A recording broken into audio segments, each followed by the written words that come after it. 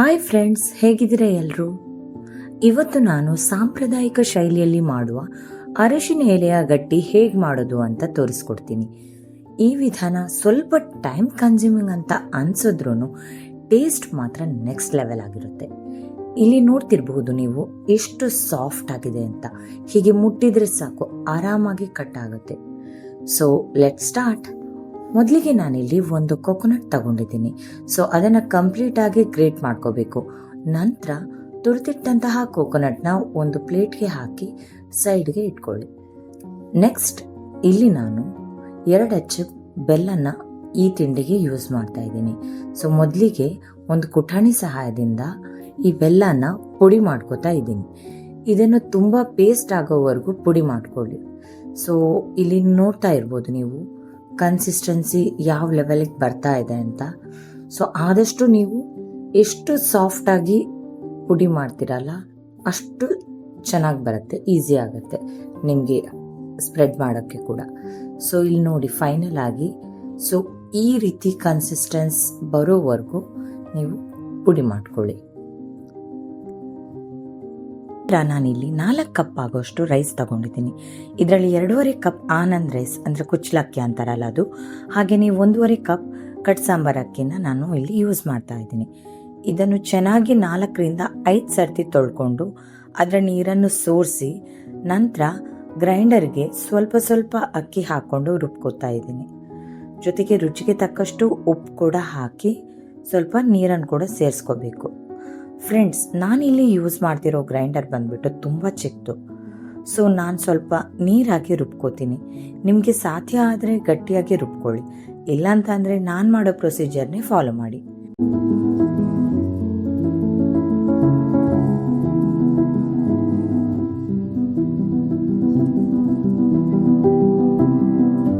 So ಈಗ ನೋಡಬಹುದು ನೀವು, ನೋಡಿ ಎಷ್ಟು ಪರ್ಫೆಕ್ಟ್ ಆಗಿದೆ. ಸೊ ಈ ಕನ್ಸಿಸ್ಟೆನ್ಸಿ ಬರೋವರೆಗೂ ರುಬ್ಕೋಬೇಕು. ನಂತರ ಇದನ್ನು ಒಂದು ಅಗಲವಾಗಿರೋ ಪಾತ್ರೆ ಅಂದರೆ ದೊಡ್ಡ ಬಾಣಲೆಗೆ ಹಾಕ್ಕೋಬೇಕು. ನಂತರ ಇದನ್ನು ಗ್ಯಾಸ್ ಮೇಲೆ ಇಟ್ಟು ಮಧ್ಯಮ ಉರಿಯಲ್ಲಿ ಬಾಡಿಸ್ಕೋಬೇಕು. ಇವಾಗ ಉಚ್ಚಾವಿಗೆಗೆ ನಾವು ಬಾಡಿಸ್ಕೋತೀವಲ್ವಾ, ಹಾಗೆ ಈ ಬ್ಯಾಟರ್ನ ಜಾಸ್ತಿ ಗಟ್ಟಿ ಆಗೋವರೆಗೂ ಬಾಡಿಸ್ಕೋಬಾರ್ದು, ಹಾಗೆಯೇ ತುಂಬ ನೀರಾಗಿನೂ ಇರಬಾರ್ದು. ಕಾರಣ ಇಷ್ಟೇ, ಜಾಸ್ತಿ ಗಟ್ಟಿಯಾದ್ರೂ ಎಲೆ ಮೇಲೆ ಅಂಟ್ಕೊಳ್ಳೋದಿಲ್ಲ, ಹಾಗೆ ನೀರಾದರೆ ಲೀಕೇಜ್ ಆಗೋ ಪ್ರಾಬ್ಲಮ್ಸ್ ಜಾಸ್ತಿ. ಸೊ ಅದಕ್ಕೋಸ್ಕರ ಈ ಒಂದು ಪ್ರೊಸೀಜರ್ನ ನೀವು ಫಾಲೋ ಮಾಡಲೇಬೇಕು. ಸೊ ಈ ಪ್ರೊಸೀಜರ್ನ ಫಾಲೋ ಮಾಡಿದ್ರೆ ಅಂದರೆ ನಾನು ಯಾವ ರೀತಿ ಮಾಡಿದ್ದೀನಲ್ವ ಅದೇ ರೀತಿ ತಿಂಡಿ ನಿಮಗೆ ಪರ್ಫೆಕ್ಟಾಗಿ ಬರುತ್ತೆ, ಸಾಫ್ಟಾಗಿ ಸ್ಮೂತಾಗಿ. ಸೊ ನಿಮ್ಗೆ ಯಾವುದೇ ಪ್ರಾಬ್ಲಮ್ಸ್ ಬರೋಲ್ಲ. ಸ್ವಲ್ಪ ಟೈಮ್ ಕನ್ಸ್ಯೂಮಿಂಗೆ, ಬಟ್ ರಿಸಲ್ಟ್ ಅಂತೂ 100% ಸೂಪರ್ ಆಗಿರುತ್ತೆ. ಒಂದ್ಸರಿ ಟ್ರೈ ಮಾಡಿ ನೋಡಿ. ಇವಾಗ ನೋಡಿ ಆಲ್ಮೋಸ್ಟ್ ಇದು ನಿಮ್ಗೆ ಈಗ ಗಟ್ಟಿ ಆಗ್ತಾ ಬರ್ತಾ ಇದೆ. ಸೊ ಆಲ್ಮೋಸ್ಟ್ ಆಗಿದೆ. ಸೊ ಒಂದ್ಸರಿ ನಿಮಗೆ ಇಲ್ಲಿ ನೋಡ್ತಾ ಇರ್ಬೋದು ನೀವು, ಈ ಕನ್ಸಿಸ್ಟೆನ್ಸ್ ಲೆವೆಲಿಗೆ ಬಂದ ಮೇಲೆ ಈ ಹೊತ್ತಲ್ಲಿ ನಾವು ಗ್ಯಾಸ್ನ ಆಫ್ ಮಾಡ್ಕೋಬೇಕು. ಸೊ ಇದು ಸ್ವಲ್ಪ ತಣಿಯೋದಕ್ಕೆ ಬಿಡಬೇಕು. ನಾನಿಲ್ಲಿ ಸುಮಾರು 10ರಿಂದ 15 ಎಲೆನ ತಗೊಂಡು ಚೆನ್ನಾಗಿ ತೊಳೆದು ಇಟ್ಕೊಳ್ತಾ ಇದ್ದೀನಿ. ಫ್ರೆಂಡ್ಸ್, ನಿಮಗೆ ಗೊತ್ತಿರಬಹುದು, ನಾಗರ ಪಂಚಮಿ ಹಬ್ಬ ನಮ್ಮ ಕರಾವಳಿ ಜನರಿಗೆ ತುಂಬಾ ವಿಶೇಷ. ಈ ದಿನ ನಮ್ಮ ಕುಟುಂಬದ ನಾಗಬನಕ್ಕೆ ಹೋಗಿ ಅಲ್ಲಿ ನಾವು ತಗೊಂಡು ಹೋದ ಹಾಲು, ಸಿಯಾಳ, ಹೂವನ್ನು ನಾಗದೇವರಿಗೆ ಅರ್ಪಿಸಿ ಪೂಜೆ ಮುಗಿಸ್ಕೊಂಡು ಮನೆಗೆ ಬಂದಮೇಲೆ ಈ ವಿಶೇಷವಾದ ಅರಶಿನ ಎಲೆ ಗಟ್ಟಿ ಮಾಡೋದು ಒಂದು ಪದ್ಧತಿಯಾಗಿದೆ. ಸೊ ಇದರ ಬಗ್ಗೆ ಎಲ್ಲ ಮ್ಯಾಂಗ್ಳೂರಿಯನ್ಸ್ಗೂ ಗೊತ್ತೇ ಇರುತ್ತೆ. ಸೊ ನಾನೇನು ವಿಶೇಷವಾಗಿ ಹೇಳಬೇಕಂತ ಇರೋದಿಲ್ಲ. ಸೊ ಇದನ್ನು ಯೂಶ್ವಲ್ ಆಗಿ ಬೇರೆ ದಿನಗಳಲ್ಲಿ ಕಮ್ಮಿ ಮಾಡ್ತಾರೆ, ಈ ಬಾಳೆ ಎಲೆ ಬರುತ್ತಲ್ಲ ಅದ್ರಲ್ಲಿ ಮಾಡ್ತಾರೆ. ಆದರೆ ಪರ್ಟಿಕ್ಯುಲರ್ ಆಗಿ ಅರಶಿನ ಎಲೆನೇ ಯೂಸ್ ಮಾಡ್ಕೊಂಡು ಮಾಡೋದು ತುಂಬ ಕಮ್ಮಿ. ಸೊ ಫೈನಲಿ ನಂದಿಲ್ಲಿ ತೊಳೆದೆಲ್ಲ ಆಯಿತು. ಸೊ ಇದನ್ನು ಇವಾಗ ಕಿಚನ್ ಸ್ಲ್ಯಾಬ್ ಮೇಲೆ ಇಟ್ಟು ಒಂದೊಂದಾಗೆ ಒರೆಸ್ಕೊತಾ ಹೋಗಬೇಕು. ಸೊ ಇನ್ನೊಂದು ವಿಷಯ ನಾನಿಲ್ಲಿ ಕ್ಲಿಯರ್ ಆಗಿ ಹೇಳ್ತಿದ್ದೀನಿ, ಈ ಅಡುಗೆ ಎಲ್ಲ ಶುರು ಮಾಡೋ ಮೊದಲು ನಾನು ಕಿಚನ್ ಸ್ಲ್ಯಾಬ್ ಏನಿದೆಯಲ್ಲ ಅದನ್ನು ನೀಟಾಗಿ ತೊಳ್ಕೊಂಡಿದ್ದೀನಿ. ಹೀಗೆ ಎಲ್ಲ ಎಲೆಗಳನ್ನ ಚೆನ್ನಾಗಿ ಒರೆಸ್ಕೊಂಡ ಮೇಲೆ ನಂತರ ನಾವು ಇದೀಗ ಈ ಎಲೆಗಳ ತುದಿಯ ದಂಟು ಬರುತ್ತಲ್ಲ ಈ ಭಾಗನ ಕಟ್ ಮಾಡಿ ಇಟ್ಕೋಬೇಕು. ಸೊ ಹೀಗೆ ನಾವು ಎಲ್ಲ ಎಲೆಗಳ ದಂಟೇನಿದೆ ಅದನ್ನ ಕಟ್ ಮಾಡೋದ್ರಿಂದ ನಮ್ಗೆ ಮಡಚೋದಕ್ಕೆ ತುಂಬಾನೇ ಈಸಿ ಆಗುತ್ತೆ. ಸೊ ಎಲ್ಲ ಎಲೆಗಳು ಇವಾಗ ರೆಡಿ ಆಗಿದೆ. ಸೊ ಇಲ್ಲಿ ನಾನು ಸುಮಾರು 8ರಿಂದ 10 ಏಲಕ್ಕಿನ ತಗೊತಾ ಇದ್ದೀನಿ. ಏಲಕ್ಕಿ ಬಿಡಿಸ್ಕೊಂಡು ಅದರ ಹೋಳುಗಳು ಏನಿದ್ದಾವೆ ಅದನ್ನ ಕುಟಾಣಿ ಒಳಗಡೆ ಹಾಕೊಂಡು ಈ ತರ ಪೌಡ್ರ್ ಮಾಡ್ಕೊಳ್ತಾ ಇದ್ದೀನಿ. ಸೊ ಇದನ್ನ ತುಂಬಾ ಚೆನ್ನಾಗಿ ನೈಸಾಗಿ ಪೌಡ್ರ್ ಮಾಡ್ಕೋಬೇಕು, ಇಲ್ಲಾಂತಂದ್ರೆ ತಿನ್ಬೇಕಾದ್ರೆ ಅದು ಹಾಗೆ ಸಿಗುತ್ತೆ. ಸೊ ಇಲ್ಲಿ ಪೌಡರ್ ಆಗಿದೆ.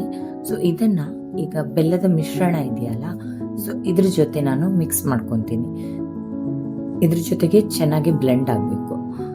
ಸೊ ಇದನ್ನ ಚೆನ್ನಾಗಿ ಮಿಕ್ಸ್ ಮಾಡಿದ ನಂತರ ಅರಿಶಿನ ಎಲೆನ ತಗೊಂಡು ಸೊ ಅದಕ್ಕೆ 1 ಹಿಡಿ ಆಗೋಷ್ಟು ಏನು ಅಕ್ಕಿದು ಬ್ಯಾಟರ್ ಇದೆಯಲ್ಲ, ರೈಸ್ ಬ್ಯಾಟರ್, ಸೊ ಅದನ್ನ ಎಲೆ ಮೇಲೆ ಸ್ಪ್ರೆಡ್ ಮಾಡ್ಕೋತಾ ಹೋಗ್ಬೇಕು.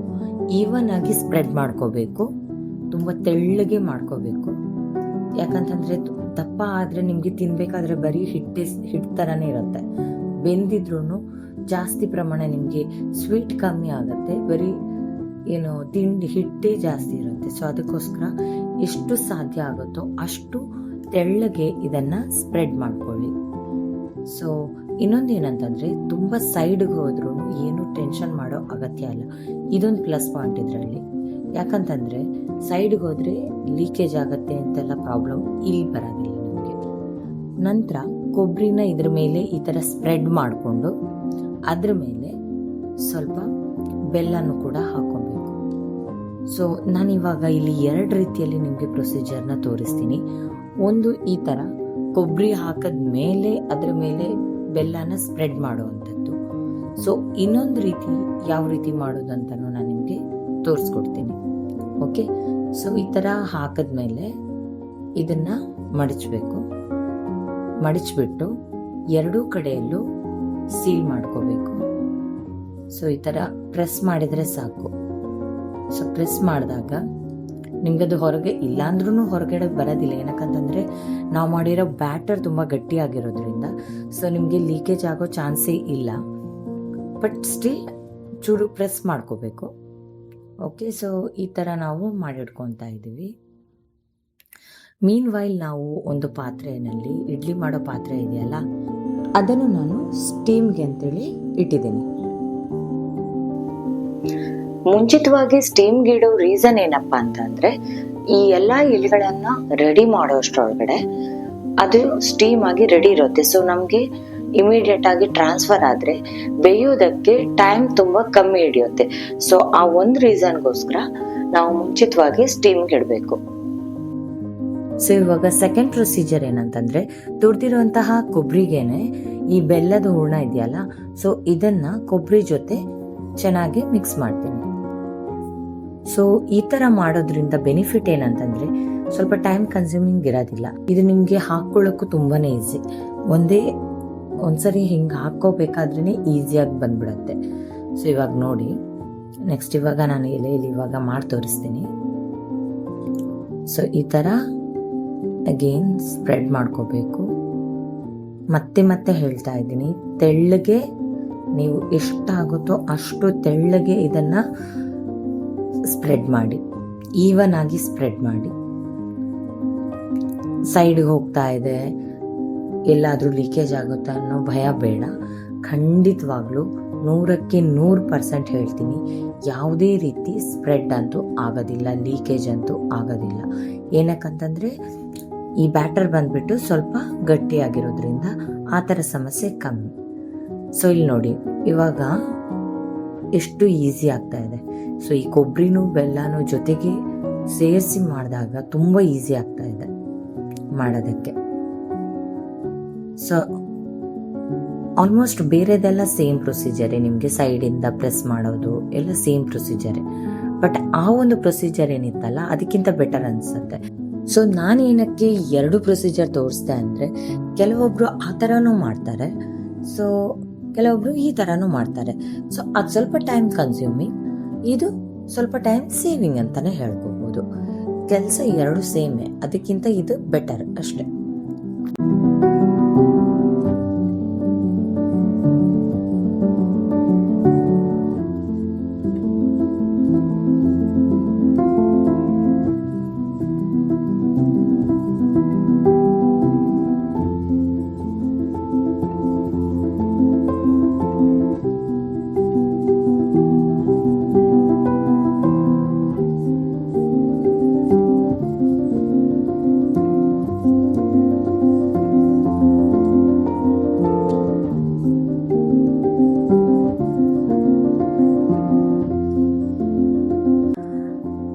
ಈಗ ಇದನ್ನು ರೈಸ್ ಕೆಲವರು ಬೆಳ್ತಿಗೆ ಅಕ್ಕಿನಲ್ಲಿ ಮಾಡ್ತಾರೆ.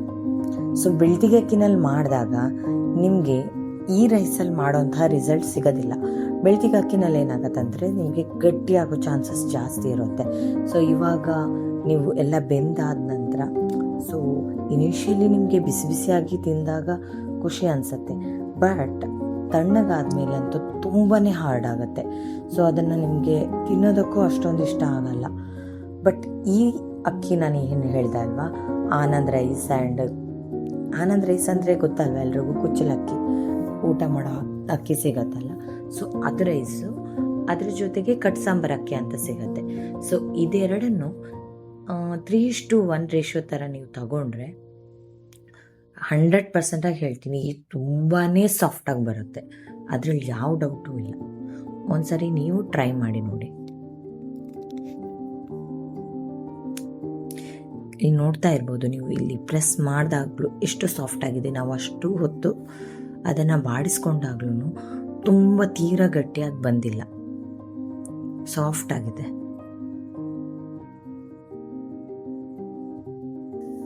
ಸೊ ಫೈನಲಿ ಎಲ್ಲನೂ ರೆಡಿ ಆಗಿದೆ. ಇನ್ನೇನೇ ಇದ್ದರೂ ಇಡ್ಲಿ ಪಾತ್ರೆ ಏನಿದೆಯಲ್ಲ ಅದಕ್ಕೆ ಟ್ರಾನ್ಸ್ಫರ್ ಮಾಡೋದು ಒಂದೇ ಬಾಕಿ ಇರೋದು. ಸೊ ಆಲ್ಮೋಸ್ಟ್ ಸ್ಟೀಮ್ ಬಂದಿದೆ. ಸೊ ಸ್ಟೀಮ್ಗೋಸ್ಕರ ಆವಾಗಲೇ ಇಟ್ಟಿದ್ನಲ್ಲ, ಸೊ ಚೆನ್ನಾಗಿ ಸ್ಟೀಮ್ ಬಂದಿದೆ. ಸೊ ಇವಾಗ ಒಂದೊಂದಾಗಿ ನಾನು ಜೋಡಿಸ್ಕೊತಾ ಹೋಗ್ತೀನಿ.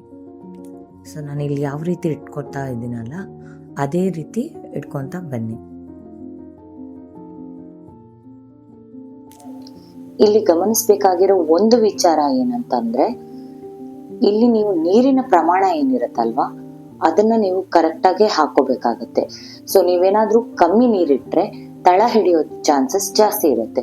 ಸೊ ಅದಕ್ಕೋಸ್ಕರ ಯಾವುದೇ ಕಾರಣಕ್ಕೂ ನೀರಿನ ಪ್ರಮಾಣ ಕಮ್ಮಿ ಮಾಡಬೇಡಿ. ಯಾಕಂತಂದರೆ ಇದು ಬೇಯಬೇಕಂತಂದರೆ ಮಿನಿಮಮ್ ಅಂತಂದರೂ 45 ಮಿನಿಟ್ಸ್ ಅಂತೂ ನಿಮಗೆ ಆಗುತ್ತೆ. ಸೊ ಅದಕ್ಕೋಸ್ಕರ ಆದಷ್ಟು ನೀರು ಜಾಸ್ತಿ ಹಾಕ್ಕೊಳ್ಳಿ, ಆಗ ನಿಮಗೆ ತಳ ಹಿಡಿಯೋ ಚಾನ್ಸಸ್ ಕಮ್ಮಿ ಇರುತ್ತೆ. ಸೊ ಇಲ್ಲಿ ಇವಾಗ ಎಲ್ಲನೂ ನಾವು ಟ್ರಾನ್ಸ್ಫರ್ ಮಾಡ್ಕೊಂಡಾಗಿದೆ. ಸೊ ಇದನ್ನು ಈಗ ಲಿಡ್ನ ಕ್ಲೋಸ್ ಮಾಡೋಣ. ಕ್ಲೋಸ್ ಮಾಡಿಬಿಟ್ಟು 45 ಮಿನಿಟ್ಸ್ವರೆಗೂ ವೆಯ್ಟ್ ಮಾಡಿ.